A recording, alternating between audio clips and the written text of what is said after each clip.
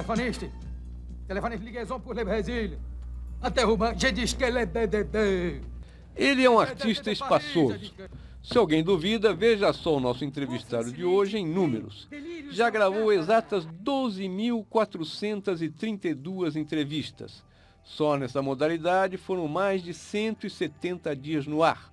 Ou, se preferir, 4.289 horas. Uau! Participou de 23 filmes de longa-metragem e assinou a direção de mais de 20 peças teatrais. Vendeu mais de 1 milhão de cópias de suas obras literárias, que foram publicadas em 12 países e 9 idiomas. O apresentador de televisão, escritor, artista plástico, dramaturgo, diretor de teatro, músico e ator faz tudo isso sem perder o humor. E é essa a característica mais marcante de José Eugênio Soares, ou simplesmente Jô Soares. Ele nasceu no Rio de Janeiro em 1938 e já na infância adorava fazer graça.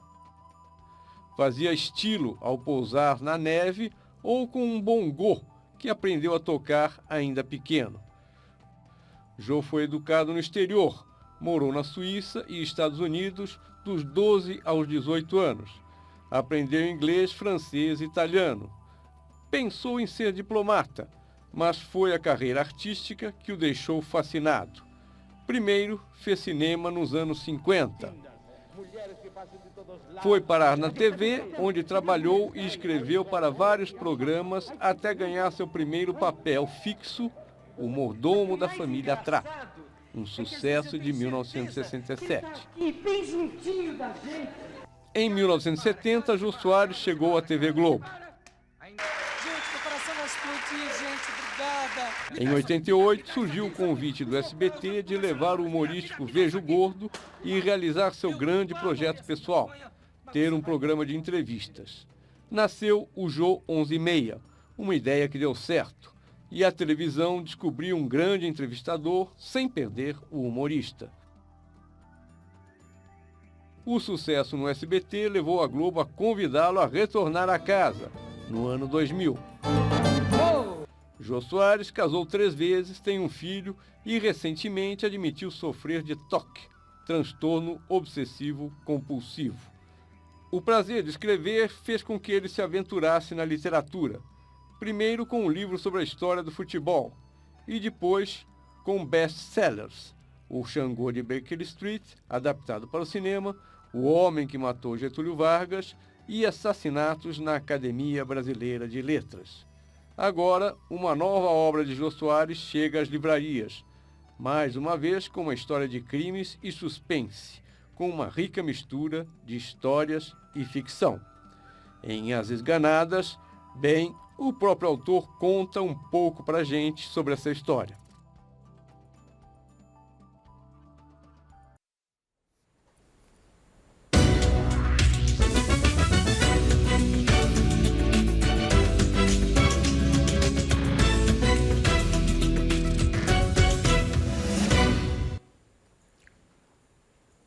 Boa noite, Jô. As Esganadas estão aí nas livrarias, já em primeiro lugar na lista dos mais vendidos. E nesse livro há alguns temas que eu imagino são pessoais ou dizem muito respeito a você. A gula, a obesidade. Muito obrigado. Imagino. Você perdeu o pudor de tratar essas coisas em literatura? Você agora enfrentou esses temas assim, sem nenhum problema? Mas eu sempre... O tema do gordo, tanto que durante ainda, no final da ditadura, o meu espetáculo de teatro, meu solo chamava Vivo Gordo e Abaixo o Regime. Mas eu digo literatura. Não, em literatura eu acho que é a primeira vez que eu trato mais das gordas do que dos gordos ou do gordo. Mas é porque eu só escrevo por inspiração, só quando está pronto, quando a ideia está pronta na cabeça, que eu começo a escrever. Eu quero aproveitar para agradecer de estar aqui hoje, apesar de vocês me terem obrigado a me assistir, que é a coisa que me aflige demais, que quando eu me vejo, eu me acho gordo, sempre. Então aquilo me aflige. Mas o tema da gorda, eu acho que o que se repete muito, no caso dos meus livros, é o fascínio pelo crime, pelo assassinato, enfim. Tem sempre um assassino serial, vamos dizer, em todos os livros. Eu quero agradecer também a presença aqui, porque já virou... Agradecer à Rede Globo, que já é uma tradição em todos os meus livros eu estar aqui no Roda Viva e, dessa vez, com um rapaz... Rapaz, é bom. Para quem eu já trabalhei na revista Veja, era editor da revista Veja. Primeira entrevista que eu fiz quando eu fui para o SBT foi também com o Mário Sérgio. Então, é um prazer duplo eu estar aqui. Estão aqui comigo hoje no Roda Viva a colunista especializada em literatura e blogueira da Folha de São Paulo, a Josélia Aguiar, o Manuel da Costa Pinto, que é editor do programa Entre Linhas, aqui da TV Cultura, a Cristina Padiglione, que é editora e colunista de TV do Estado de São Paulo, a Lígia Cortez, atriz, diretora e também diretora da Escola Superior de Artes Célia Helena, e a Keila Jimenez, que é colunista de TV do jornal Folha de São Paulo, e, finalmente, Daniela Pinheiro, repórter da revista Piauí. Também está presente, gostaria de notar, o nosso Matina Suzuki, que foi apresentador do Roda Viva e editor da Companhia das Letras, que edita os livros do Jô Soares. E, por fim, está aqui o Paulo Caruso, que vai ilustrar essa conversa nossa com o Jô. Jô, você falou que ainda fica aflito em se ver no ar. Pelos números aí que a gente levantou, são 170 dias no ar, só de fazendo entrevista. Você se aguenta ver na televisão ou não? Não, eu não me aguento ver nem em fotografia, porque a gente tem uma autoimagem muito diferente. Quando você está fazendo alguma coisa, você se acha um Deus que está ali fazendo, é irrepreensível. Quando você vai ver, você vê que não é bem assim. Eu sempre assisto, quando acabo de gravar, eu sempre dou uma olhada geral para ver alguma coisa que tenha saído não do jeito que eu achava que devia sair. Mas chegar em casa, sentar e dizer, bom, agora está na hora de eu me assistir. E ler seus livros, Jô. Como? E reler seus livros, depois publicados. Reler os livros depois de publicado? Não. Nunca ocorreu, nunca me ocorreu. Não é por nada, não. É que eu tenho certeza que se eu reler, eu vou achar que eu devia ter mexido em alguma coisa, ou alterado isso, ou alterado aquilo. Então, eu leio na hora da revisão, evidentemente. Aliás, tem uma moça chamada Márcia Coppola, que é revisora da Companhia das Letras, que ela é fera. É fera. Aliás, você já teve livro revisado pela Márcia. Ela melhora muito os livros da gente. Ela evita barbaridades. Josélia também especializada em literatura, vou fazer uma pergunta. Jô, você contou uma vez que o Otto Lara Rezende insistia para que você escrevesse um livro durante muito tempo. E você também deu uma entrevista dizendo que quando teve a ideia do Xangô, você ligou para o Rubem Fonseca e ele... eu falei, eu tenho uma ideia que eu acho que você podia escrever. Falou, não, você mesmo tem que fazer. Eu quero saber como que surge a vontade de escrever um livro. Você que já tinha uma história de humor na TV, no teatro, já tocava, já tinha experiência nas artes plásticas. Como é que surge essa vontade de escrever, de ser autor de livros? Olha, eu fui empurrado pelo Zé Rubem, porque quando eu liguei para ele, contei a história já estava pronta. E eu falei, Zé, eu acho que é uma ideia que você podia escrever, podia desenvolver, e contei. Ele falou, não, rapaz, vai ter que ser preguiçoso, cara, senta e escreve. Eu digo, mas é um romance. E daí, não, eu tenho um respeito demais pelo romance. Não, senta e escreve, isso é preguiça.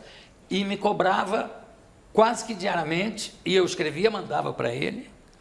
E, de repente, um dia, eu percebi que realmente ele estava gostando, porque tinha uma cena lá que eu queria pôr, e ele dizia, não, essa cena não cabe aí, não vai, não põe essa cena. Eu digo, não, mas é que eu vou sentir falta mais adiante. Eu digo, não cabe.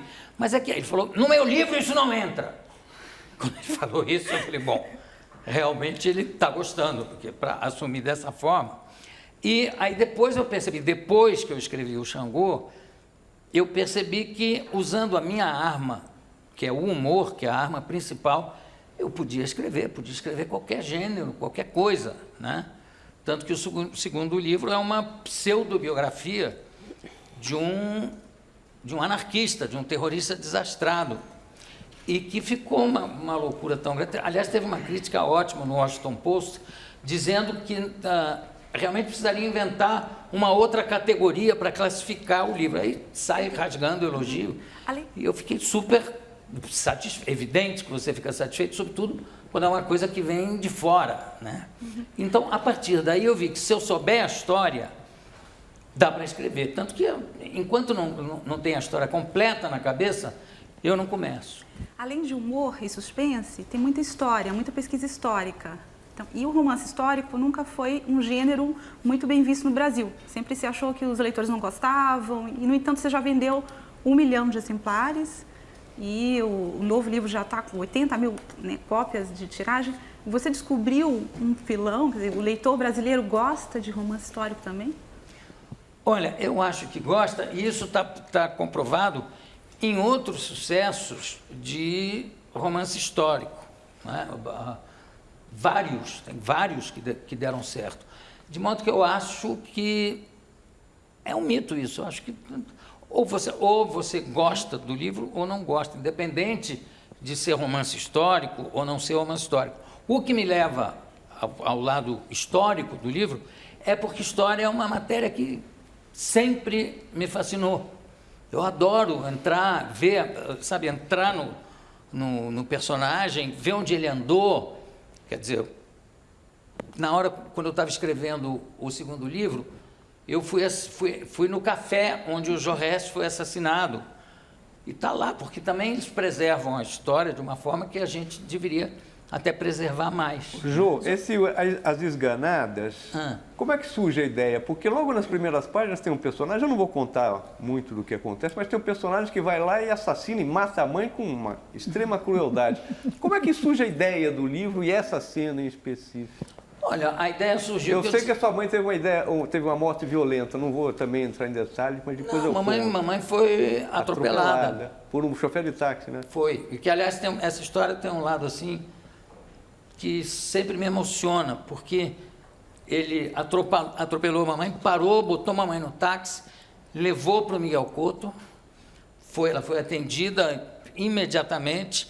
Na época, o Niemeyer, pai desse Niemeyer, do Paulo, que era amigo do meu pai, foi lá e falou, olha, não tem jeito, ela está realmente com morte cerebral. O impressionante é que o coração continua a 1000. E o motorista ficou acompanhando isso de perto, e todas as testemunhas disseram que ele não teve culpa nenhuma, que estava chovendo, mamãe na Cinelândia atravessou entre 2 carros estacionados, e o táxi que vinha no embalo pegou. E ele ficou lá, deu apoio a papai, a todo mundo. Bem, 10 ou 12 anos depois... Quantos anos você tinha quando ela morreu? Eu tinha 30 anos.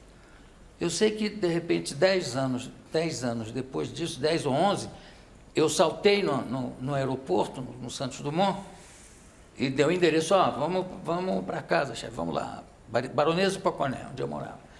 Quando ele parou na porta, ele falou assim, olha, eu preciso contar uma coisa para o senhor, que se eu não contar, eu já não durmo há muitos anos. E pelo seguinte, fui eu o motorista de praça que atropelou a sua mãe. E eu não consigo dormir se não receber o seu perdão.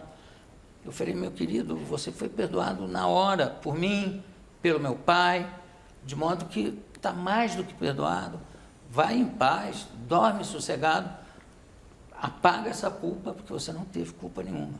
Isso foi uma coisa realmente emocionante, uma coincidência totalmente inesperada. Agora, você pensa nisso quando escreve As Esganadas, essa cena? Não tem nada a ver? Nada, porque inclusive a mãe das Esganadas era odiosa, né? E era gorda. E a minha mãe não era gorda. A sua mãe não era gorda? Mulher gordinha, mas não era... e nunca teve problema com isso. Quer dizer, foi a primeira carteira de motorista feminino do Rio de Janeiro. Ela tinha muito mais o espírito da Diana do que qualquer uma das outras gordas. Agora, a maior prova que essa mãe era odiosa, que não queria deixar o filho comer, porque ela era imensa de gorda, só se pesava em balança de armazém, é que quando o filho faz 10 anos, ela nunca dava comida para ele, e o bolo de aniversário dele foi uma fatia de mamão com uma vela. Então, acho que isso começa a instigar um certo ódio na criança. A Daniela vai fazer uma pergunta, Jô. Os seus livros, em geral, parecem roteiros prontos, assim, para um filme, para uma minissérie. Você tem em mente, assim, mais ou menos, esse potencial desses subprodutos que podem virar os seus livros quando você está escrevendo? Olha, não penso propositadamente, mas a ideia sempre me vem à cabeça em forma de roteiro. Eu sempre, antes de desenvolver, eu divido em capítulos, ou seja, em cenas.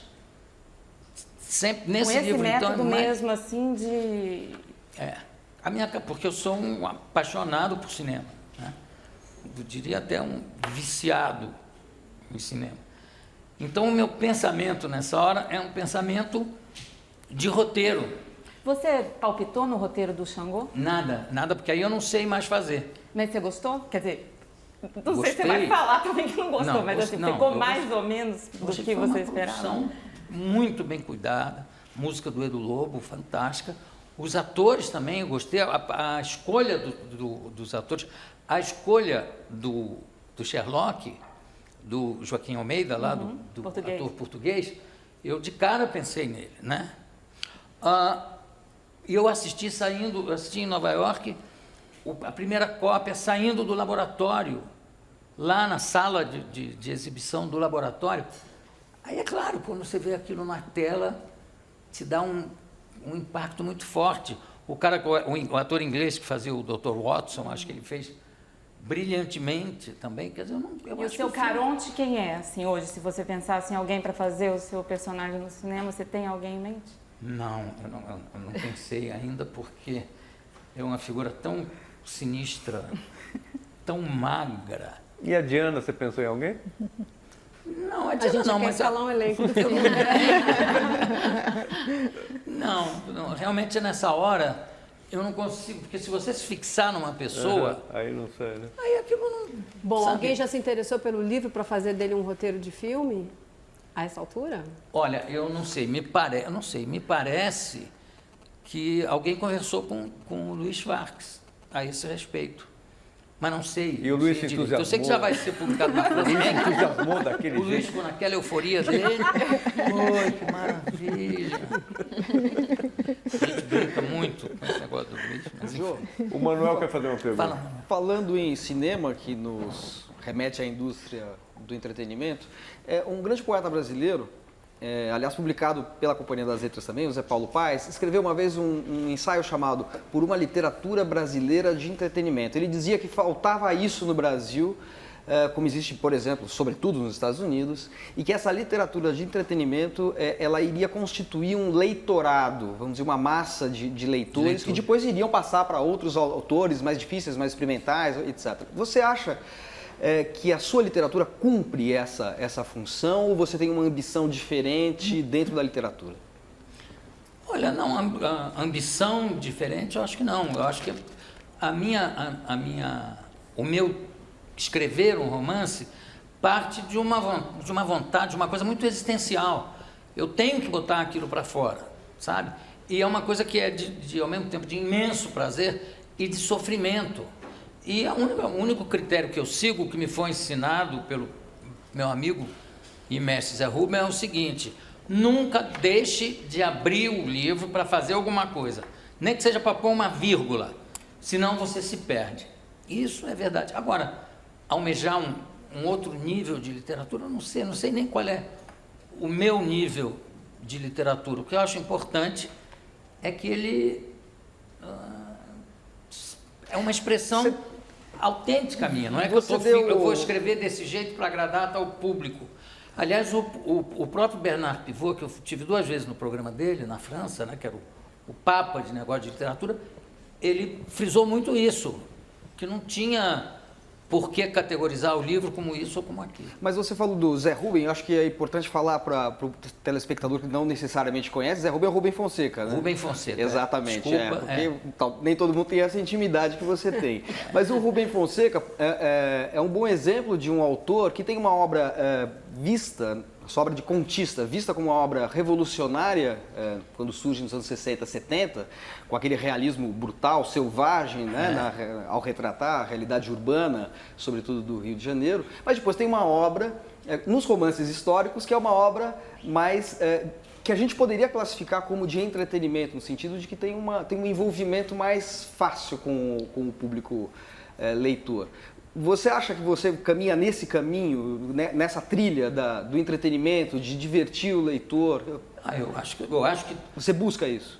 Não é que eu busco, é como eu sou. Do mesmo jeito que um livro como A Grande Arte, do Rubem Fonseca, é um livro de imenso entretenimento e é de uma qualidade literária indiscutível. Então, eu acho que não tem por que ter esse nível de preocupação. Isso é muito mais para quem está lendo, quem viu o livro, né? Você acha que você faz arte em literatura ou não?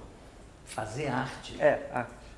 Eu não sei o que é fazer arte. Não, quando você faz... Agora eu vou fazer arte. Não, quando você faz as pinturas, eu acho que ali você tem uma coisa que é uma expressão artística. Os seus quadros. Eu acho que tudo que a gente faz, o que eu faço, de certa forma, é sempre uma expressão artística. Eu acho que são vários dedos da mesma mão. Não é que eu sou, de repente, que eu sou comediante e neurocirurgião. Aí realmente seria...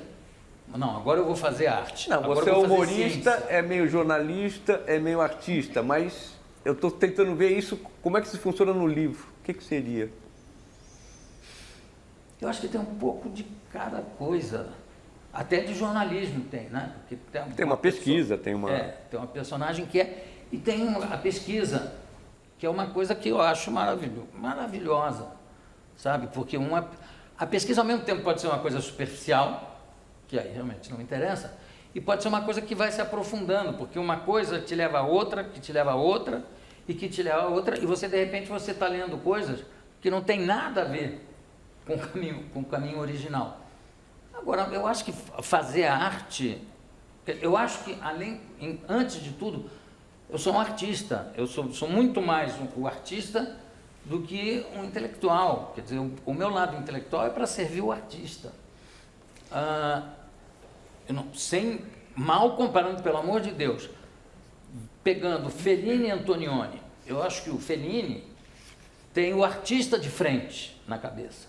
E todo o lado intelectual dele é para servir a esse artista. O Antonioni é exatamente o oposto. Antonioni é um intelectual na cabeça, de santo orixá de cabeça, que usa o artista. Então, eu acho que é tudo...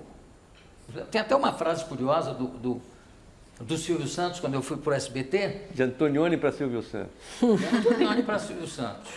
Ele falou o seguinte... Me deu uma carona, falou, você sabe quando você veio para cá eu fiquei preocupado, porque as pessoas dizem assim, olha, cuidado, o João é um intelectual, Agora, quando você está aqui esse tempo todo, eu estou percebendo que você não é intelectual coisa nenhuma. Aí eu falei, que o pessoal é muito maldoso. Keila, faz uma pergunta, por favor. Jô, vou aproveitar que você está falando dessa faceta de humor. Eu queria saber o que você acha dessa discussão sobre o humor e o politicamente correto, até que ponto vai a ousadia e a grosseria no humor, e o que você acha desses programas como Pânico e CQC? Por exemplo, o Pânico está perseguindo você com essa história da sátira, do Jô Suado. Quero saber o que você acha disso. O Jô Suado. Que, aliás, eu quero dizer aqui que eu adoro o Jô Suado. Ele foi lá pedir a minha bênção quando eu fui homenageado na Risadaria. Agora, eu não posso parar para dar uma entrevista para outra emissora, porque seria deselegante com a cobertura que eu estou tendo por parte da Globo, de repente eu parar para dar uma entrevista para o Jô Suado. Ele falou que não vai mais fazer Faz, Carioca, faz o Jô Suado, por favor, eu adoro você fazendo o Jô Suado, mesmo. Agora, isso não quer dizer que eu seja obrigado a dar uma entrevista para ele. E mas o que eu você falei... gosta, Jô, desses programas? O como quê? humor, CQC, Pânico, eu acho que tudo, eu acho o seguinte, que tudo que é humor vale. Eu acho que o humor não pode ter limites. Você começa a impor limites, você cai num tipo de censura. Não, pode ir até aqui, mas até ali não vai.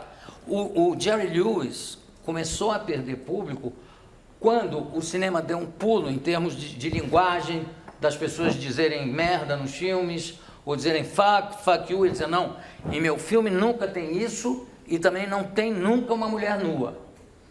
É uma coisa que, sem querer, ele fica reacionário. Ele que sempre foi o politicamente incorreto, nessa hora ele fica com uma preocupação que é politicamente correta. Mas você fez ele chegou ao cúmulo. Desculpa, Oi, meu amor, só o seguinte. Ele chegou ao cúmulo de não admitir que em sessões que passavam 2 filmes, que o segundo filme tivesse palavrão ou tivesse uma mulher nua. Perdão. Mas você fez a vida inteira humor que não era politicamente correto, porque tinha o Capitão Gay, tinha não sei quem, mas não era uma coisa que as pessoas se sentiam pessoalmente atingidas ou que se sentiam uma coisa agressiva, assim, no ar? Quer dizer, essa fronteira entre esse humor agressivo, que parece ser agressivo e grosseiro, e o que se fazia, enfim, no passado, ou tem gente que faz ainda... Eu acho que não dá para estabelecer um critério. Para te dar um exemplo, o Capitão Gay, quando surgiu a ideia do Capitão Gay, o Borjalo achou que era perigoso fazer o Capitão Gay, porque o governador de Brasília era o Coronel Gay. E falou comigo, eu fui falar com o Boni. Eu falei, Boni, aí fica uma loucura, porque a gente se autocensurar antes de fazer fica complicado. Aí o Boni ligou para o meu querido amigo, aliás, Borjalo, um homem super liberal, é o cara que disse a respeito do jornalismo, quando foram reclamar que estava mostrando muita violência, ele falou, é a mesma coisa se eu querer culpar a janela pela existência da paisagem, né? E falou, não, Borjalo, essa aí eu quero fazer, eu quero peitar, vamos fazer o Capitão Gay. Fiz o Capitão Gay, foi um sucesso enorme, até o Luiz Motti, que é do presidente do grupo gay da Bahia, quando eu entrevistei, elogiou demais o Capitão Gay, e uns 6 meses ou 8 meses depois que eu estava fazendo o Capitão Gay, eu estava no aeroporto e uma pessoa me chamou, Jô, vem cá, deixa eu me apresentar, eu sou o Coronel Gay. Eu falei, muito prazer. Aí ele tinha um assessor dele, falou, e aqui é o Carlos Sueli, apresentou. Mas eu falei, que bom que o senhor gostou. Ele falou, quem não gostou muito é porque eu sou Coronel Gay. Mas eu tenho um sobrinho que é capitão da Marinha e ele sofre muito, porque quando ele passa e alguém fala Capitão Gay, todos os marinheiros riem e ele fica louco da vida. Mas o que o senhor acha, o que você acha da questão? O senhor acha? A questão do gosto. Você gosta desse tipo de humor? Porque você pode gostar dos Trapalhões, gostar de Woody Allen. Você gosta desse humor agressivo, grosso, ofensivo? Você vê, você se diverte? O que é? Eu não vejo humor ofensivo. Sabe? O que é ofensivo é ele falar que, por exemplo, que mulher feia tinha que dar graças a Deus de ser estuprada porque está fazendo um favor para ela. Por exemplo. Não, eu também não acho graça. Então, eu estou falando uma questão de gosto. Não, pois é, mas aí como é que você estabelece Não, nenhuma, eu estou falando de gosto, só de gosto. Eu acho que a única pessoa que pode se incomodar com essa frase é o Paulo Maluf. Que já disse, estupro não mata. João, mas você acha aí que se não tem graça nenhuma. Hein? Se você fizesse um programa de humor hoje, com uma série de militâncias que existem em todos os setores, sempre tem alguém para dizer que se sentiu ofendido e tal, com a multiplicação das redes sociais que isso pode tomar, como é que seria? Você faria um Capitão Gay hoje mais tranquilamente do que foi no passado? Mas é evidente. Não só isso, como é o seguinte... Se você fizesse um programa de humor, eu faço um programa de humor. E pelo meu programa, além de todas as entrevistas ter um toque irreverente de humor, além disso, todos os stand-up já passaram por ali. Os que ainda não passaram, vão passar. E você... O Eduardo Sterblich, que é um comediante maravilhoso.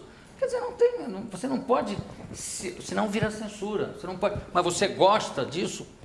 Eu não sei, quer dizer, depende da hora. Você e o Chico faziam muito stand-up sempre fora da televisão, sempre no teatro, né?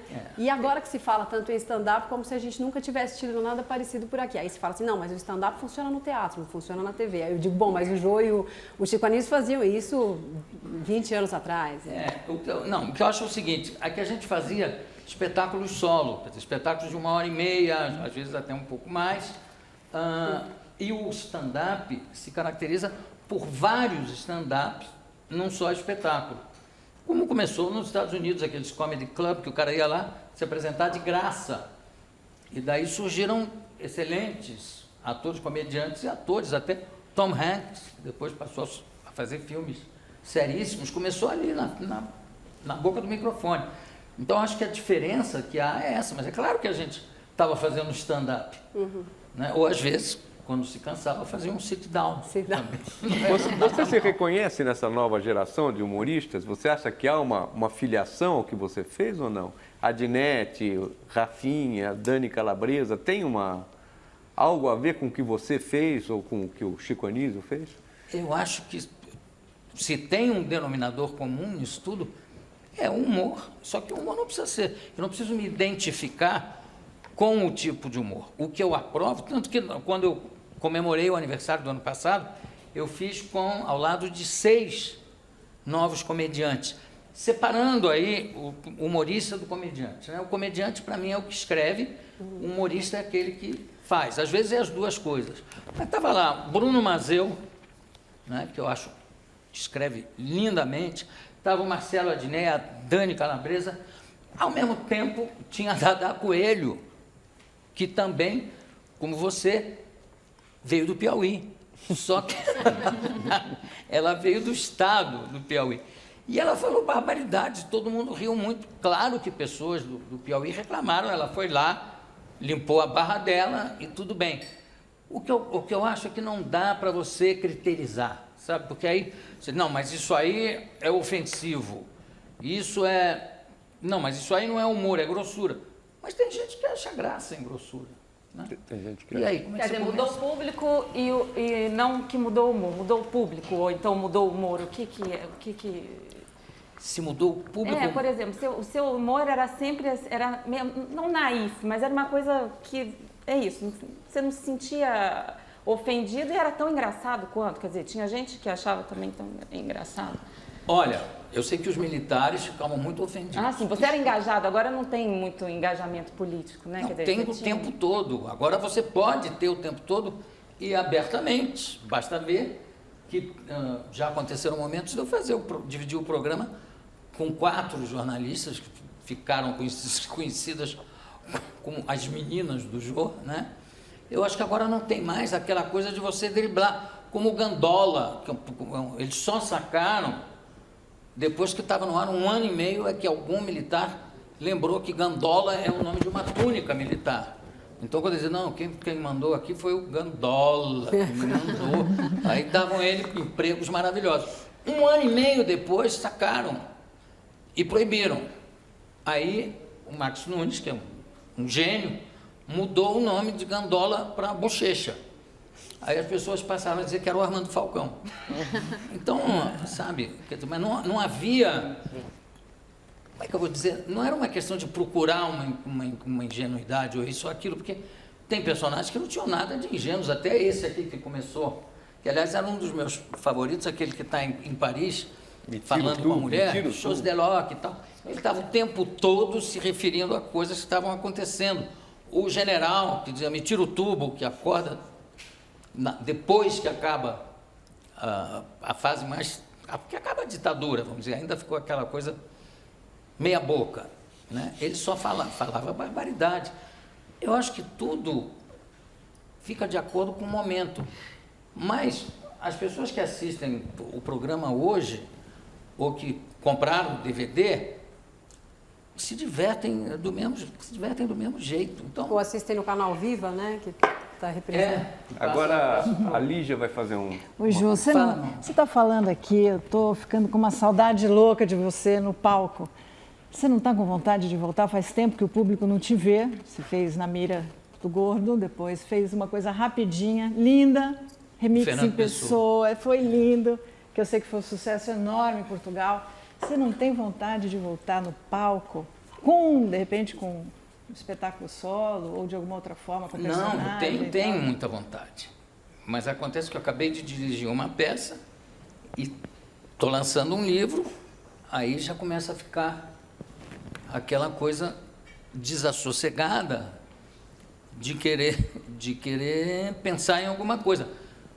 Talvez um espetáculo solo ou talvez uma peça de teatro, por que não? Como é que surge a vontade de fazer alguma coisa, Jô? Porque é incrível, porque você é um artista de vários formatos, a sua linguagem é múltipla, você faz artes plásticas, uma coisa super pop, depois música, e aí escreve o livro, e faz uma tradução, adaptação e dirige. Que momento que se dá essa vontade de você expressar? Como que vem essa linguagem? Não, agora eu vou escrever um livro, não. Agora eu vou dirigir uma peça. Isso vem de coincidência de vida ou de alguma coisa interna? Não há nada planejado, nada. Esse negócio de dizer, não dá para você planejar o que vai acontecer quando eu sair daqui. Imagina as pessoas que planejam, não, ano que vem eu vou escrever uma peça, ou daqui a 2 anos eu vou... Não, eu sou muito impulsionado, a não ser no caso do livro, que o que me impulsiona é quando eu tenho a ideia redonda, eu começo a escrever. Mas, muitas vezes, nas outras áreas, eu sou impulsionado por convites. Sim. Sabe? Vai dirigir uma peça ou vai participar como ator. É muito difícil, eu não sei dizer não. Isso é uma coisa que, ao mesmo tempo, é muito boa, ao mesmo tempo, é perigosa, porque eu não sei, sabe? Eu tenho que inventar 1000 coisas para dizer que eu não posso. Então, eu acho que eu sou impulsionado pelo momento, pelo que me convidam e me dá vontade de fazer. Agora, você tem o famoso bicho carpinteiro, né? Você é hiperativo, você não consegue parar, é isso? Parar quieto. Não consigo parar quieto, eu não sei. Acho que tudo leva a crer que não, mas eu me acho preguiçoso demais. Mas como é que... Eu não sei. Eu acho que a preguiça é que impulsiona, hein? Os atores quase morrem com você, porque você ensaia bastante tempo, depois você sai, vai fazer as suas coisas, depois vê o seu programa, a sua pauta, em seguida volta para adaptar e ainda telefona de madrugada, olha, aquela cena, etc, aquilo. Você não para, Jô. De onde vem tanta energia? Uma coisa impressionante. Eu acho que é porque eu durmo até tarde. Não, você liga às 3 da manhã, escrevi tal frase, leia a frase. É uma coisa que não para. Eu fiz isso com você? Muitas vezes. Nesse horário? Nesse horário. Eu trabalhava de madrugada também. Bom, você estava fechando a Veja. A revista onde ele trabalhava tinha fama de ligar para as pessoas de madrugada. Ele ligava para mim também às 4. Ele ia dormir de manhã. Não, mas o que é isso? Você consegue identificar essa tua... Não conseguir parar de fazer coisas? De onde vem? Não, acho que não sei. Eu acho que é que eu faço o que eu gosto. Eu acho que quando você gosta do que não faz... Não é exibicionismo, vaidade? Para quem? Para mim? De mim para mim? Olha como eu sou. Não tem? Tanto que eu não faço, por exemplo, escrever por encomenda. Eu já recebi vários convites. Já escreve sobre tal tema. Estamos fazendo os 7 pecados capitais. Qual é o que você quer? Sabe? Eu não sei, eu não consigo. Então é uma coisa, o trabalho, para mim, graças a Deus, é um jogo, né? Como o francês chama de jouer, o inglês de to play, é um jogo, é uma brincadeira. É como brincadeira, é como criança, que você não consegue arrancar a criança que está brincando para ir tomar banho ou para ir jantar. Que ela quer acabar sempre. Não, peraí. Eu acho que é uma duro coisa você tomar banho, então. Hein? É duro você tomar banho? Não, essa fase eu já venci. E eu quero dizer, inclusive, que hoje eu já tomei banho. Mas tem só uma coisa que foi anunciada no início que eu quero esclarecer, que eu tenho toque.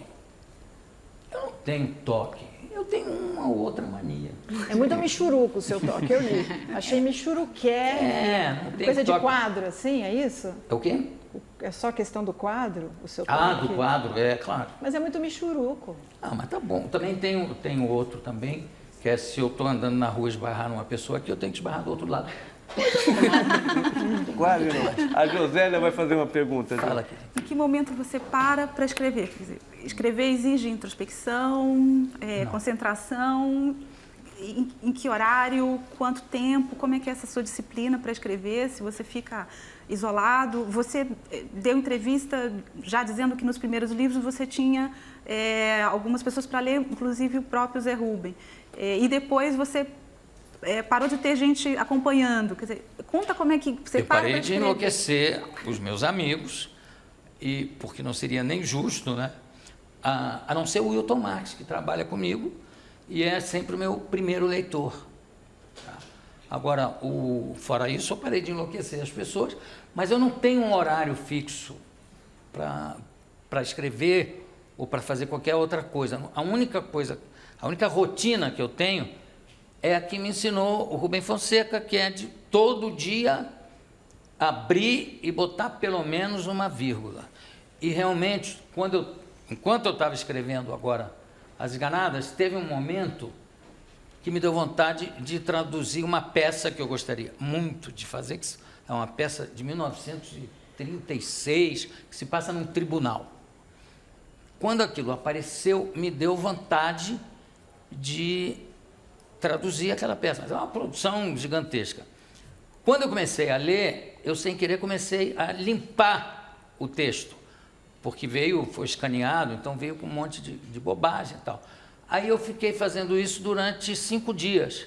Quando eu voltei para o livro, me deu uma agonia, eu digo, bem que o Zé Rubem fala, porque era como se eu estivesse recomeçando um outro livro. Como é mesmo? Eu tive que parar, reler 2 vezes até onde eu tinha escrito, para entrar no clima do livro novamente. Então, é só essa rotina, vamos dizer. Em que momento você faz a pesquisa? Você disse também que, às vezes, surge a ideia do livro surge com uma pesquisa, ou você se empolga tanto com a pesquisa que, a partir daí, você tem ideia de fazer a história. Mas sou eu que faço a pesquisa, né? Como é que você faz essa pesquisa? Graças ao São Google e à internet. Porque eu acho que hoje em dia as pessoas dizem, não, mas a internet te dá uma informação superficial. Pode ser, você pode entrar para saber qual é, sei lá, a capital da Austrália, né? E ao mesmo tempo você pode entrar, ver a capital da Austrália, e aí de Sydney você pula para outro canto do planeta e tal, e bababá, de repente você está lendo. Agora mesmo na peça que eu escrevi, que eu dirigi e que eu adaptei sobre o Diderot, que é uma peça de um francês já foi inclusive encenado aqui por Paulo Autran, que é o Eric Emmanuel Schmitt, e sobre Diderot. E aí eu queria, como eu estudei fora, eu já tinha conhecimento. Diderot, o enciclopedista, o cara responsável pela primeira grande enciclopédia, que levou anos escrevendo. Aí eu digo, não, mas eu quero ler um pouco do Diderot. E aí, de repente, eu estava lendo, não só sobre a enciclopédia, sobre a moral, que é o que... Mas aí você mandou buscar o livro? Não, na internet eu baixei em PDF um livro maravilhoso que se chama As Joias indiscretas. As joias indiscretas. Indiscretas. Bijoux discret. Que é uma maravilha. Que é a história de vaginas que conversam entre elas. Que bonito isso. E foi um livro que ele escreveu para ganhar 50 luíses de ouro para dar para a amante dele. Ele era jovem. Você leu, você já, claro, sabe tudo. Não é fascinante o livro? Diderot foi enfim, não só enciclopedista, mas também tem uns textos fundamentais sobre o ator, né? A Lígia falou do seu trabalho exatamente. Com o teatro, quer dizer, ele é um sistematizador, né, da teoria do ator, né? Um precursor disso tudo, né? E como é que foi lidar com os libertinos, assim, como é que foi fazer essa adaptação, enfim, mexer com esse caldo aí que também indica um pouco os seus gostos, né? Você pega o serial killer, os libertinos, você sempre pega temas... Tá me chamando de um assassino. Jô, deixa para responder depois do nosso intervalo, essa pergunta do Manuel. Tá bom. Obrigado.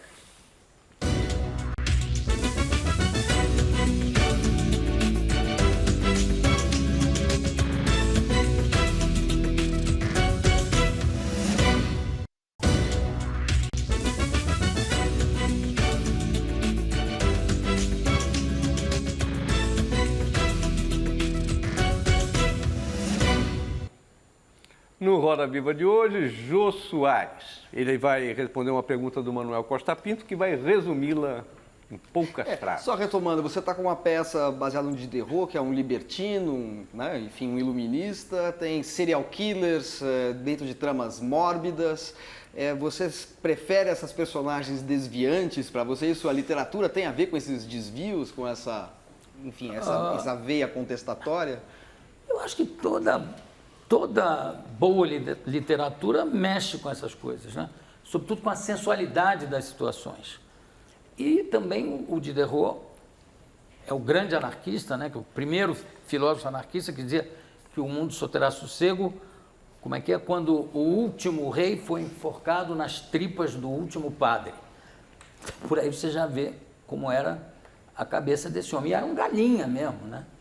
Então, mas não é que eu tenha me identificado com ele por causa da libertinagem. Aí isso é responsabilidade do extraordinário autor, que é o Henrique Emanuel Schmitt, que te joga nesse contexto de sensualidade, que você vê que ele... E, ao mesmo tempo, aliás, ele falou uma coisa que eu tinha sugerido nos ensaios, e que ele falou, olha, não vamos esquecer que isso aqui é um vaudeville e que trata de filosofia. E ele, depois, comentando sobre a peça, ele disse, porque, no fundo, essa peça é um vaudeville philosophique. Eu falei, exatamente como a gente encarou. E ele falou que na Alemanha, por exemplo, que ele é muito montado, mas é com peso. Então tem um personagem que sai pela parede para mostrar que ele é leve. Tem uma a Madame Terbuch, que é amante, seria amante dele, levanta a saia e fica sacudindo os peitos. E isso é considerado, ele dizia que lá era considerado raffiné. Então, realmente... Ô, Jô, chegou uma pergunta por e-mail que eu vou fazer. O que você acha dessa sua fama de falar mais que o entrevistado? E se você tem conhecimento dessa fama, o que é que você pensa a respeito? É o Marcos Belucci de Assis que faz a pergunta. Mário? Marcos. Marcos. Mário jamais faria essa pergunta. Faria. Não. Ou se faria. Marcos, é o seguinte, pode ser que eu tenha, num momento, criado essa fama pelo meu hábito de entrar num assunto, às vezes, com muito vigor, entende? De fazer o que o nordestino e o Tomás chama de arenga, ficar arengando com o convidado. Mas isso não acontece há muito tempo. Hoje em dia, eu só falo quando o convidado não fala. Porque às vezes você pega um convidado e você pergunta, e aí, você então assistiu aquele jogo? Eu falo, sim. Mas aí você tem que falar. Se você está dizendo que hoje que não acontece há muito tempo, em algum momento você admite que você falou mais que o entrevistado? Não, mais do que o entrevistado, realmente, é impressão. O que acontece é o seguinte, que às vezes eu interrompia o entrevistado, eu não esperava ele acabar de terminar a sua posição, o seu posicionamento, para eu interferir com o meu. Não, mas acontece que você está esquecendo que não sou... Eu ficava arengando porque eu me sentia tão à vontade, né? Tão à vontade. E o convidado também se sentia à vontade. Então, às vezes... Eu sei que uma vez eu entrevistei o Saulo Ramos e ele falou tudo. E eu só concordava, não sei o quê. Aí depois o Mauro Salles me mandou um telegrama, ainda era assim, parabéns, você deixou o Saulo Ramos falar. mandou um telegrama. Mas acho que isso aí, de repente fica, né? Que aí corre, não, ele fala mais... Não, com certeza com o Luiz Fernando Veríssimo você falou mais, né? Olha, porque todo entrevistador fala mais do que o Luiz Fernando Veríssimo responde. Né? Ele é um parlapatão, né? É um amigo queridíssimo, aliás, escreveu palavras super elogiosas. Para mim, aí no livro, fiquei muito tocado. E ele já teve numa roda viva aqui, quando eu contei o negócio do Xangô, que eu tive a ideia, e aí falei para o Rubem Fonseca que ele podia usar, não sei o quê, e o Rubem Fonseca disse que não, que eu é que devia escrever. Aí o Luiz Fernando perguntou, e você não pensou em dar essa ideia para um outro amigo seu? Eu acho que ele não faz jus à fama. Quando ele é entrevistado, ele fala assim. Claro que ele faz. Claro que a gente sempre brinca com isso, né? Ô, Jô, você nesse seu métier de entrevistador, você tem alguma lembrança, um entrevistado difícil, um entrevistado fácil, ou você sentir mal com o entrevistado? Você tem alguma coisa? Que eu me sentisse mal com o entrevistado. Não, realmente não, porque, eu sei lá, talvez num momento eu tenha me sentido... Ou um entrevistado que emocionou você demais, talvez? Perdão, desculpa. Ou um entrevistado que emocionou você demais, que isso aí, te claro. comoveu? Né? O Prestes me deixou muito emocionado. Por quê? Porque ele também, aliás, eu comentei isso com o Otto Lara. Quando eu comecei a fazer o programa, eu chamava todo mundo de você. Porque eu achava que o você e senhor no Brasil não é uma diferença de tratamento, é uma diferença de tratamento social. Você chama o motorista de táxi de você e chama o ministro de senhor. Eu digo, um programa que eu vou entrevistar do presidente ao engraxate, como é que eu vou entrevistar um ministro, chamar de senhor, depois entrevistar um vendedor de rua e chamar de você? Fica uma coisa de diferença de classe. Ao contrário do francês, que em francês é vous para todo mundo, às vezes até com a mulher o cara chama de vous. Aí eu comecei a chamar todo mundo de você e entrevistei o Bulhões. Não, foi o Prestes. Não, depois foi o Prestes. Primeiro eu entrevistei o Bulhões e tratei-o de você. Ele no começo estranhou assim, mas aí foi. Aí o Otto Lara me ligou. Bulhões, explica quem é o Bulhões, que senão ninguém... O grande economista, professor Antônio Bulhões, já tinha, acho que quase que 90, ou tinha 90. Aí o Otto Lara falou, você não pode fazer isso, você não pode chamar o professor Antônio Bulhões de você. Eu falei, mas Otto, é porque senão fica uma coisa de diferença, fica uma coisa elitista, diferença de classe social. Bom, aí ele falou, mas eu não concordo. Aí passaram-se uns, sei lá, um mês ou dois, não me lembro, eu entrevistei o Prestes. Chamei-o de você também. A primeira vez que eu chamei de você, ele estranhou um pouco, mas aí embarcou no você para cá, você para lá, ele falando da vida dele, e de repente estava um clima tão íntimo que ele falou assim, não, a Olga é diferente, a Olga foi a grande paixão da minha vida. Isso é uma coisa que ele nunca tinha falado. Quer dizer, graças a nivelar esse tratamento, ele se sentiu tão à vontade que ele fez uma revelação. Aí no dia seguinte o Otto Lara me ligou e falou, dou a mão à palmatória, realmente você tinha razão. Você prefere entrevistar ou ser entrevistado? Eu adoro ser entrevistado. Adoro. Falo, muita bobagem. Mas eu adoro entrevistar também. Eu acho que é um meio de comunicação com as pessoas. E entrevistar você ganha também, né? É verdade. E aqui não tem cachê, vamos deixar claro. Ô, Jô, mas 13 mil entrevistas depois, só de pensar assim, para quem é jornalista, a gente fica até cansado. Como você avalia seu programa hoje? O que você acha que, quer dizer, você aguenta mais quanto tempo fazendo essa mesma coisa? Você acha que é uma fórmula que tem uma hora que tem que acabar, que, enfim, os seus entrevistados... porque você precisa encher todo dia, né, aquele programa com 3, 2 entrevistas e talvez não tenha tanta gente interessante assim no mundo, sei lá, né? Então, como que você avalia seu programa assim, hoje, eu acho, depois de tanta entrevista? Eu acho o seguinte, deixa eu acertar isso, pronto. Eu acho o seguinte, que é a única forma de programa que vai se revitalizando, porque o que alimenta o programa? Por que ele é diferente sempre? Porque os entrevistados são diferentes. Ou quando o entrevistado volta, é com outra história. É a mesma coisa um jornal. Você não vai pegar um jornal e mudar o formato. Vamos botar a terceira página antes da primeira. Não, o que alimenta o jornal, que dura séculos, são as notícias, as coisas que estão surgindo nele. A única coisa que não se pode deixar acontecer, que a gente não deixa acontecer, é cair numa rotina. Você chegar lá e dizer, tudo bem. Não, o programa é trabalhado da mesma forma que eu via o Mário trabalhando na pauta, a cada número, a cada semana. E aí era um trabalho muito mais volumoso, né? Porque eram coisas inteiramente diferentes, vindo o tempo todo, por isso que eu brinco o negócio dele ficar até de madrugada e ficava até de manhã, às vezes, né? Ô, Jô. Então, acho que o próprio programa vai se revitalizando e se realimentando. Eu, por mim, faço... Continua. É curioso que a Estou televisão... começando só.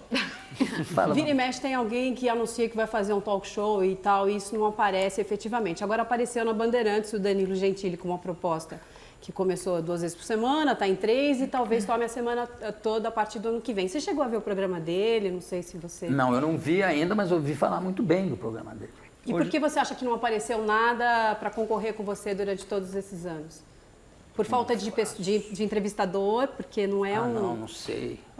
Eu não consigo parar para que não analisar é o um meu formato trabalho. assim também que não se, né, tem na TV americana, tal. Sempre tem alguém querendo fazer. O próprio Faustão já se manifestou. Olha, o formato nasce quando 2 pessoas começam a conversar. Aliás, o fundador desse esquema, do Tonight, era um comediante chamado Steve Allen, que começou o Tonight Show. Fez até se fartar. Uma hora que ele cansou e disse, não quero mais fazer. E aí quem começou a fazer foi o Jack Paar, que também fez um tempão e chegou uma hora que ele falou, não, eu cansei. E na equipe dele estava o Dick Cavett, que depois fez um talk show sensacional, com convidados bem intelectuais e tal, e ficava uma coisa maravilhosa. Aí depois também o Jack Paar se cansou, quem assumiu foi o Johnny Carson, que aí ficam, inclusive, ficou a referência atribuindo... mais forte. Hein? É a referência mais forte. Mais forte é o Johnny Carson, né? E aí, inclusive, eu já li notícias dizendo, porque o Dave Letterman inventou... Não, o Dave Letterman veio depois, inclusive, de 35 anos do Johnny Carson fazendo. E o Johnny Carson, depois disso, falou, chega, não quero mais, e parou. Então, o formato, uma vez perguntaram para o Johnny Carson, numa reunião, tinha um sujeito que falou, vou fazer um talk show também, estou produzindo um talk show, mas aí vai ter convidados que chegam de helicóptero, a gente vai esperar na estação, não sei o quê. Ele falou, olha, você pode fazer tudo isso, mas o que interessa no talk show é sempre a respeito de quem está atrás da mesa e quem está sentado. Então, nesse sentido, a gente pode dizer que nada mudou daquela estrutura mais simples do SBT para essa estrutura de elevador na Globo e tal, aquele cenário todo complexo. Aí o cenário é sempre um grande enfeite do Globo e também a possibilidade de ter contato com o jornalismo. De repente quero fazer uma entrevista internacional, como eu já fiz, via satélite, né? E tudo bem, quer dizer, a grande vantagem é o acesso que me foi dado logo que eu fui para a Globo. Mas, João, você quando começou as entrevistas lá na TVS, ainda era TVS, Não, né? SBT. SBT. Você pegou a época das manifestações contra o Collor, das denúncias contra o Collor, todo mundo da CPI do Collor foi no seu programa, você levou, fazia, inquiria. E semanalmente na revista que a gente trabalhava, você fazia uma página gozando o Collor, enchendo a paciência do Collor, falando de corrupção. Então, o teu programa, num tempo que a televisão era muito mais tímida, era muito mais retraída, ou era muito mais autorreprimida, você era uma válvula de escape, você tinha uma participação política e mesmo contestatória, né, num veículo de massa. Você acha que isso não tem mais lugar? Você acha que se diluiu tudo? Não, tanto que a forma atual disso acontecer começa com o escândalo do Mensalão, quando eu botei mais 4 jornalistas comentando a respeito e a gente fazia sátiras a respeito, mostrava no telão as coisas que estavam acontecendo. Acontece o seguinte, que você não pode limitar o programa a esses acontecimentos. É uma coisa que eu gostaria, por exemplo, que o ex-ministro do Esporte viesse dar uma entrevista. Claro, mas realmente parece que não é o momento Tem uma adequado. pergunta aqui da nossa Dani Calabresa, que ela vai fazer ali no VT. Vamos ver o que ela pergunta para você. Bom, eu queria muito saber o que faz o Jô Soares dar risada. Queria saber quem é um ator que você admira ou algum seriado. Se você falar Dani Calabresa, você ganha R$2. Eu sou sua fã. Dani, eu falo de você de graça. Você sabe que eu gosto de você, que admiro o seu trabalho. Eu não quando eu fiz aniversário do programa, você estava lá, sentadinha com aquele rapaz que você sustenta, como é o nome? Marcelo, não é? Marcelo. Eu acho você excelente. E ele também me faz rir muito. O Bruno e o que eu adoro, o Eduardo, que eu acho sensacional, né? O Eduardo, nunca acerto o nome dele. Stablish. O Eduardo Stablish, ele sabe disso. Eu acho que vocês são da minha geração, ou seja, vocês são muito jovens. Estão dando muito Jô, certo. Vamos para mais um intervalo, depois a gente volta com a Keila Gimenez. Obrigado.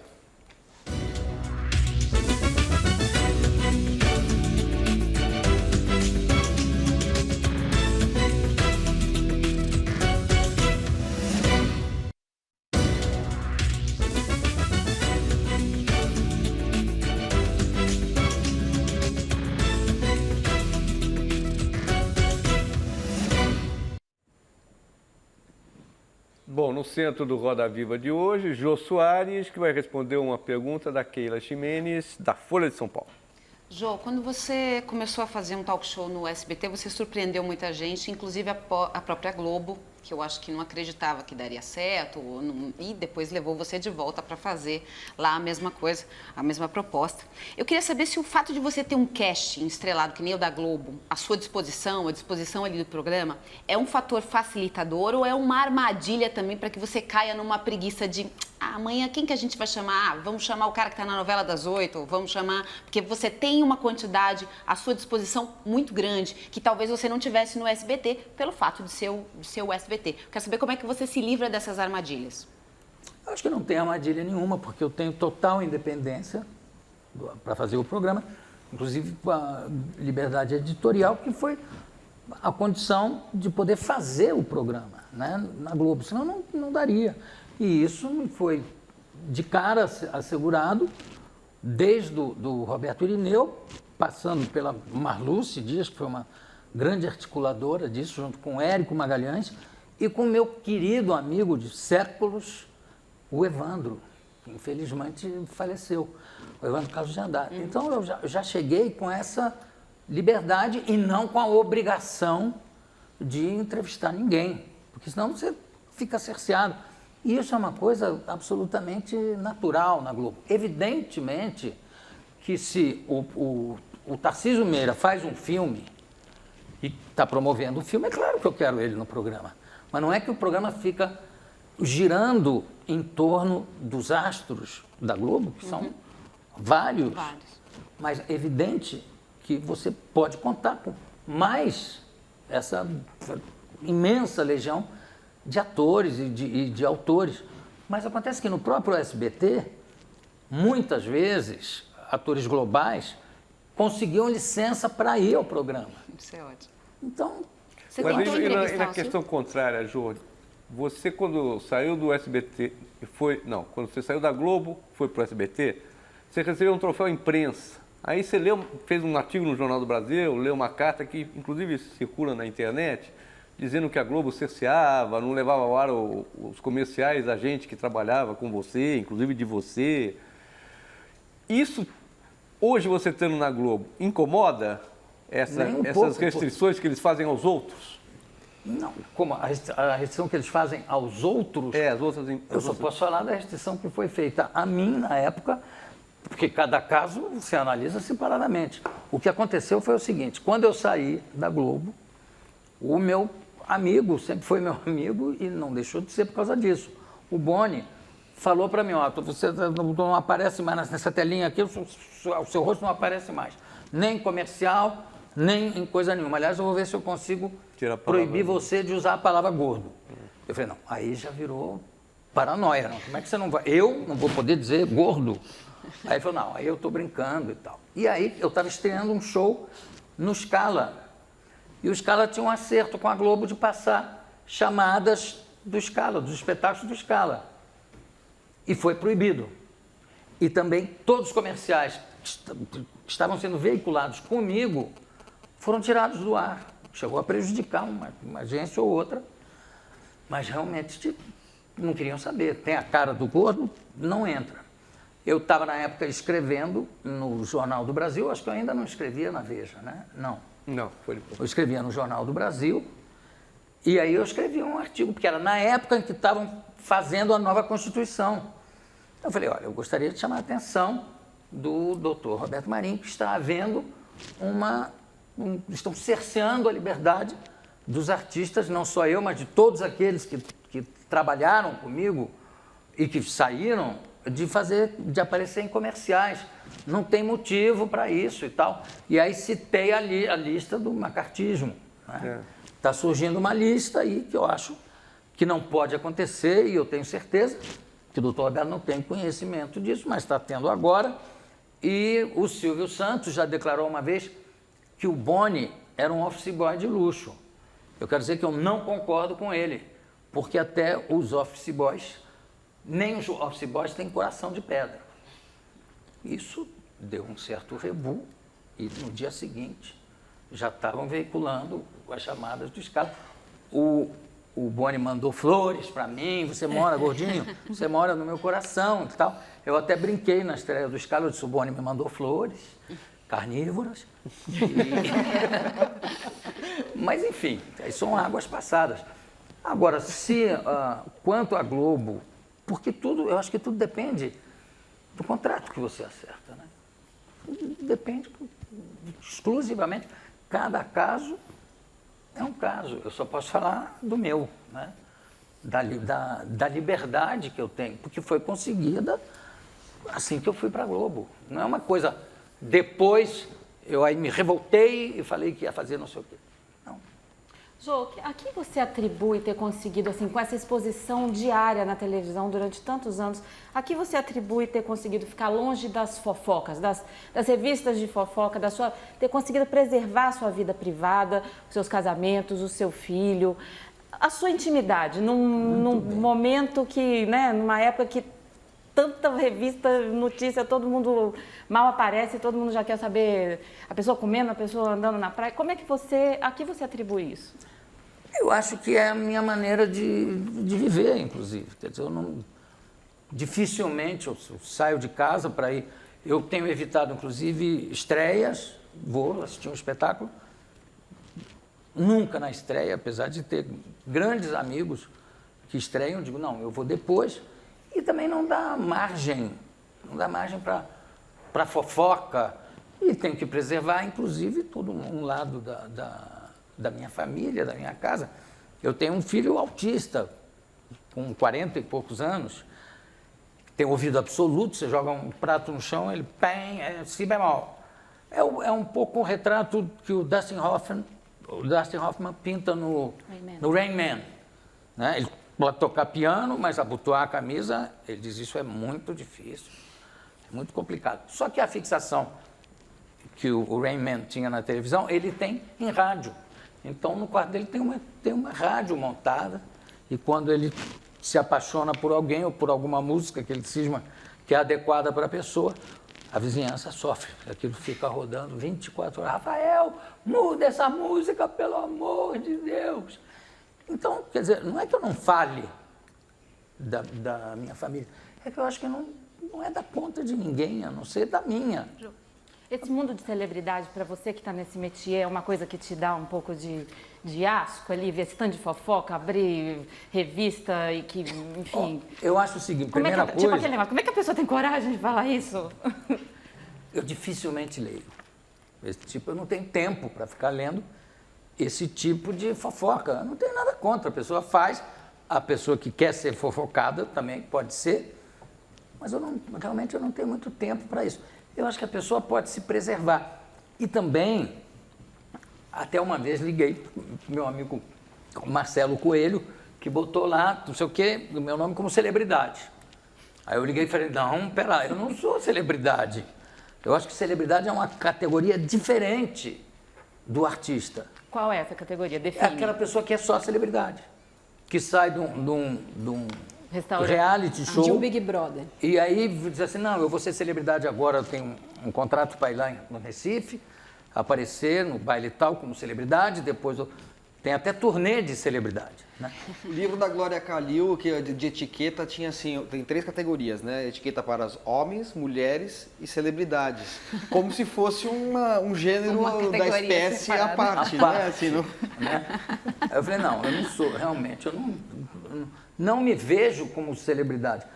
Claro que eu sou uma pessoa famosa, não sou idiota, nem estou sendo modesto. Mas eu acho que celebridade tem que se enquadrar exatamente nessas pessoas que só aparecem nas estreias, nos bailes, enfim, que se autopromovem. Mas você Eu não... tenho 53 anos de profissão. Mas você não fica confundido quando eles vão estudar teatro para entrar na novela?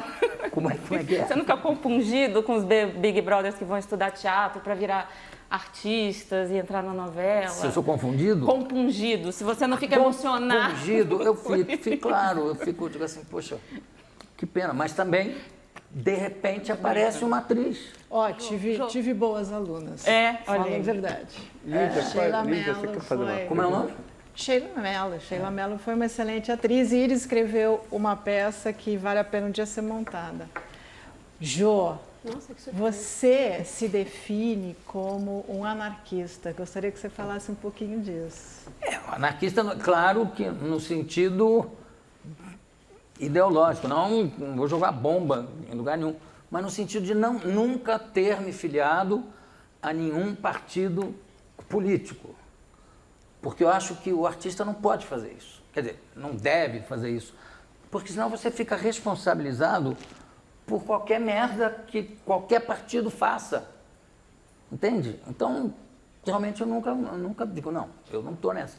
Tanto que, geralmente, quando eu entrevisto político que é do PT, o pessoal diz que eu sou do PSDB.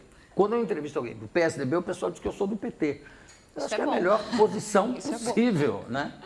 Não tem porquê. Eu acho que tem. Eu tenho o Raul Solnado, por exemplo, que foi um grande amigo meu português, o maior ator português do seu tempo, o maior comediante português. Ele se filiou ao Partido Socialista Português. Me ligou quando houve a Revolução dos Cravos para dizer, agora eu posso dizer que sou socialista, estou tão feliz e tal. Bom, um ano depois, ele me ligou e disse, olha, nunca te filies a nenhum partido, que vai se arrepender demais. Eu nunca vou me filiar mesmo. Por quê? Porque começam a responsabilizar o cara, né? Então, vote em fulano. Aí o cara é eleito, faz uma merda assim, eu votei nele por causa daquele gordo, filho da puta. Assim, Jô, você já pensou em escrever autobiografia, livro de memórias, contar sua história? Olha, já me cobraram muito isso, mas eu não sei, eu não tenho tempo para parar. Eu sei que numa conversa, às vezes, tem coisas desde o meu começo de carreira que me vêm à cabeça, quer dizer, eu tenho memórias, inclusive memórias dos outros, muito grandes, mas eu não sei nem por onde começar, entende? Realmente não sei. Outra curiosidade é como é que você descobre as histórias que você leva para o seu programa, as histórias que não são de famosos. Você se envolve na pauta ainda? É uma coisa que você faz diariamente? Não, a gente tem Onde você descobre essas histórias?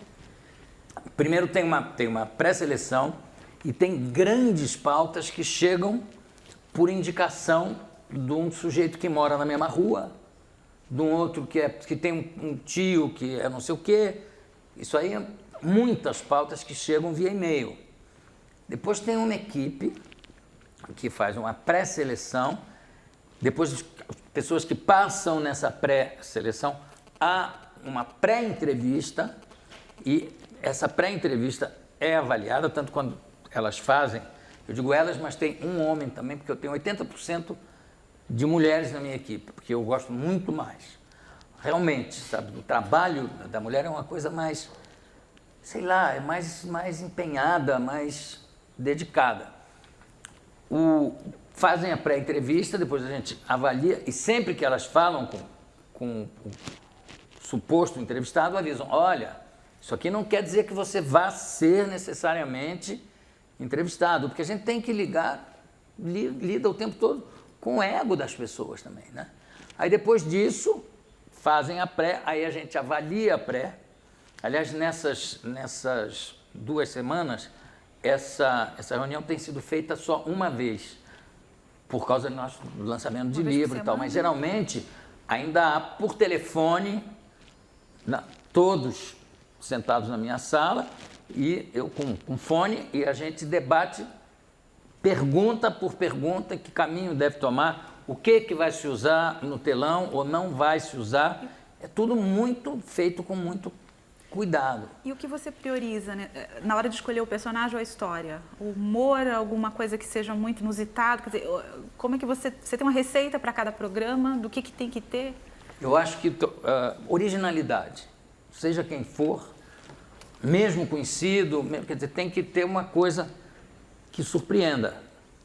E depois é o seguinte, apesar de todo esse cuidado, às vezes não sai boa a entrevista, às vezes tem 2 seguidas que não... Tá certo. Não rende, porque às vezes a pessoa também fala uma coisa na pré-entrevista e na hora fala outra. E você fica cutucando a pessoa, mas não tem uma história. Não, e quando o cara fala assim, não, você teve em tal lugar, não sei o que, o cara fala, eu? Não. Vontade de matar o cara. Teve um negócio que foi a Renata, aliás, fez a pré-entrevista com um professor de egiptologia e eu disse assim, Renata, pergunta para ele o negócio das pilhas, que parece que encontraram pilhas junto de sarcófagos, então uma forma de pilha. Aí ela perguntou e o cara disse, sim, claro, evidente, foi encontrado e tal. Quando eu falei para ele, e o negócio das pilhas? Que pilhas? Eu falei, não foram encontradas pilhas? A pilha é uma coisa moderna, eu não estou falando de lanterna. Vai dando... E a Renata que fica lá em cima no ponto, mas ele fala... Tá certo. Você fica doido. Ô, João, vamos dar mais um intervalo, depois a gente volta para continuar nosso papo. Mas isso...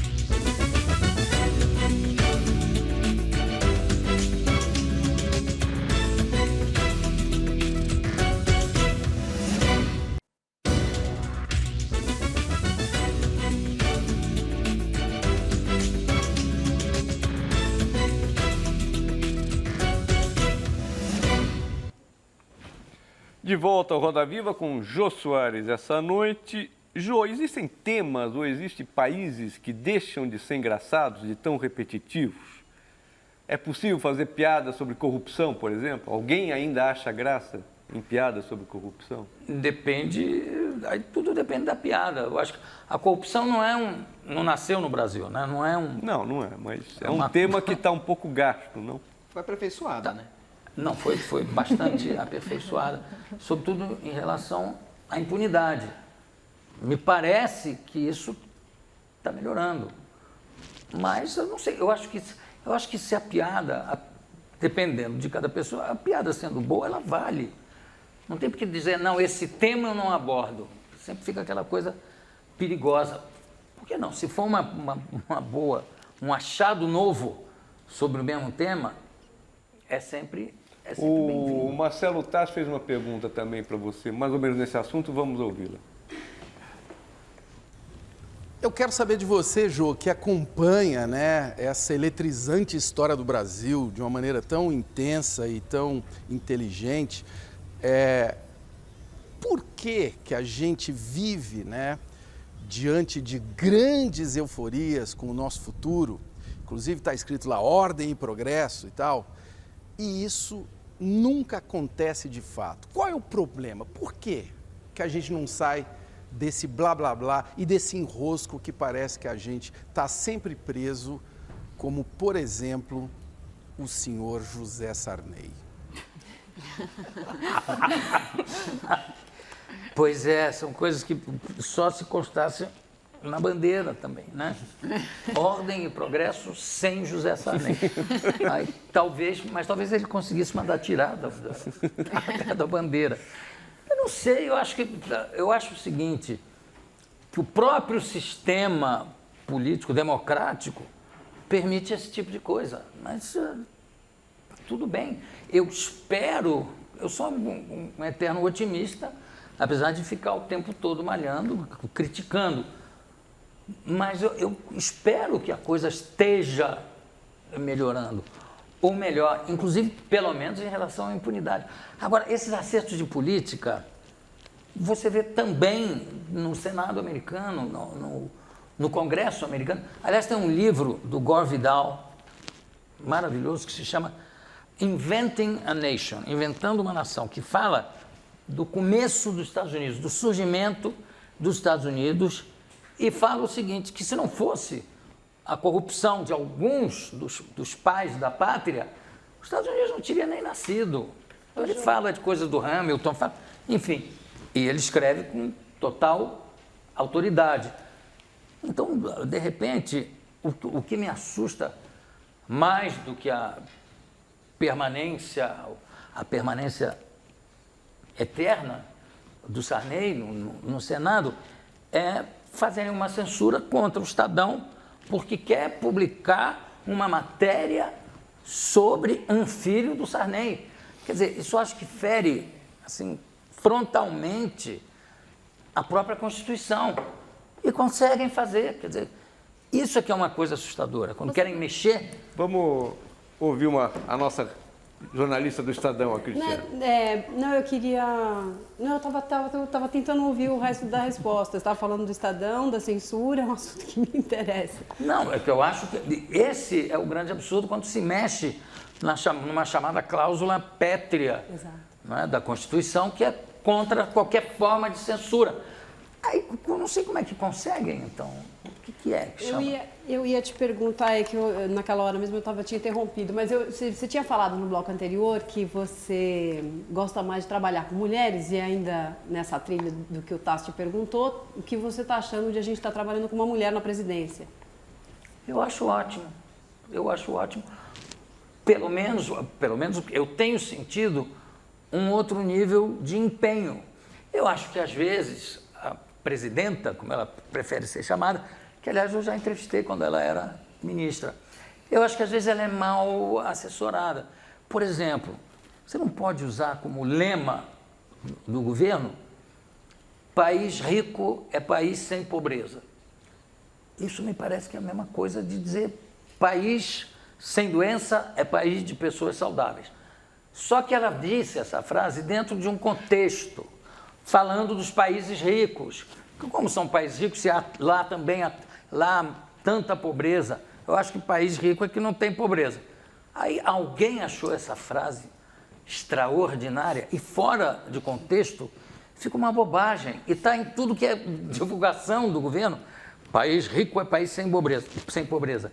Inclusive no próprio anúncio que se faz na peça antes, porque tem subvenções, inclusive do governo do Estado, do governo federal, e termina com o locutor dizendo tal patrocínio também, não sei o quê, do governo.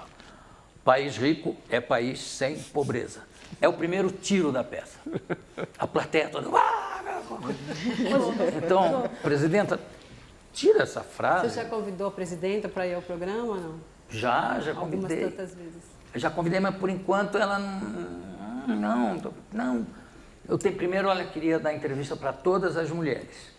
Eu falei, mas eu posso ir de norminha. Não tem o menor problema. Mas é evidente que eu acho que eu vou conseguir, porque a entrevista, quando ela me deu a entrevista, ficou um clima muito simpático. E foi inclusive na ocasião que aquele senador falou aquela barbaridade que ela mentiu sob tortura. O Agripino. Quem foi? O Agripino, Agripino né? Maia. A senhora mentiu sob tortura? Ela falou, mas sob tortura você tem que mentir, que é o óbvio, né? E foi nessa época que eu fiz a entrevista com ela e foi ótimo. E tal. De modo que eu não vejo empecilho nenhum.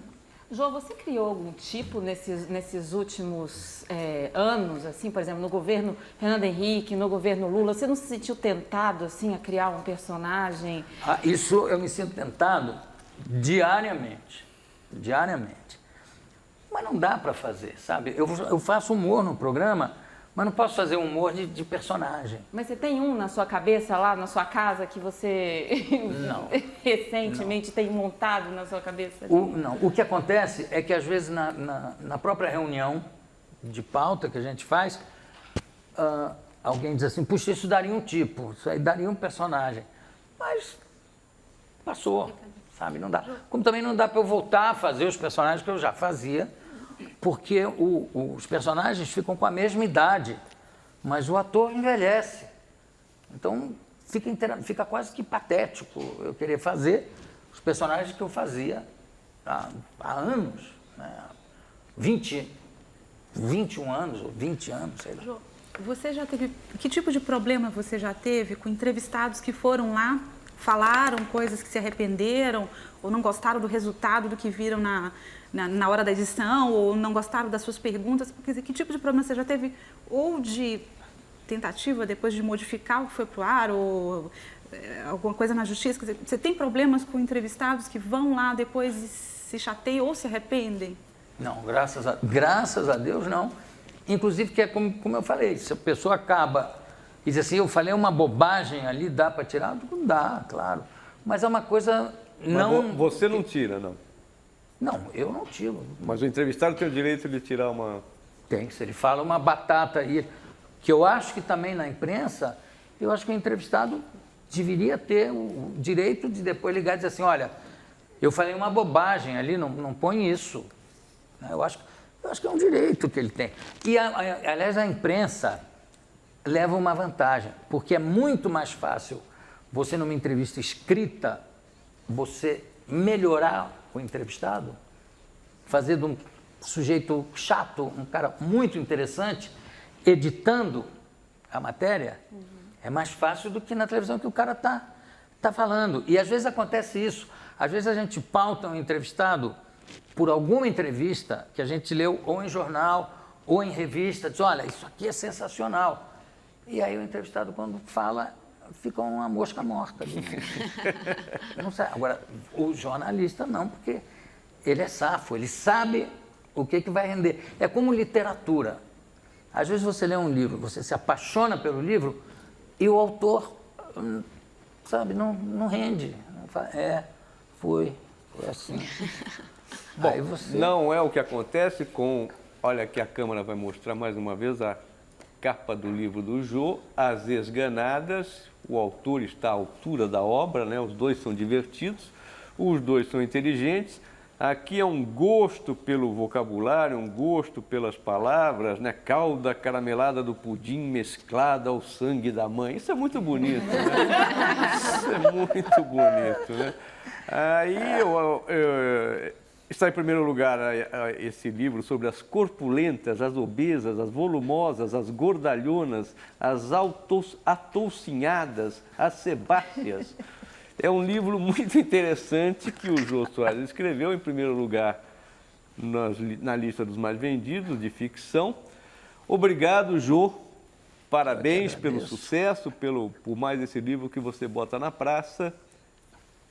A Roda Viva fica por aqui. Agradeço a presença dos nossos convidados, Josélia Aguiar, Manuel da Costa Pinto, Cristina Padiglione, Lígia Cortez, Keila Ximenes, Daniela Pinheiro e o Paulo Caruso, que desta vez eu não chamei de Chico Caruso, aos nossos tuiteiros e todos que mandaram e-mail para o nosso Jô Soares. Nós vamos depois encaminhar a sua produção. Obrigado. Eu posso só agradecer, geral. Quero agradecer a todos vocês. Eu confesso que eu estava nervoso. Quando eu começo, sento, fico nervoso mesmo. Quero agradecer o carinho, o afago, a paciência que vocês tiveram comigo. Muito obrigado. E obrigado ao amigo Mário Sérgio, ex-chefe. Ex-chefe. Muito obrigado. Boa noite.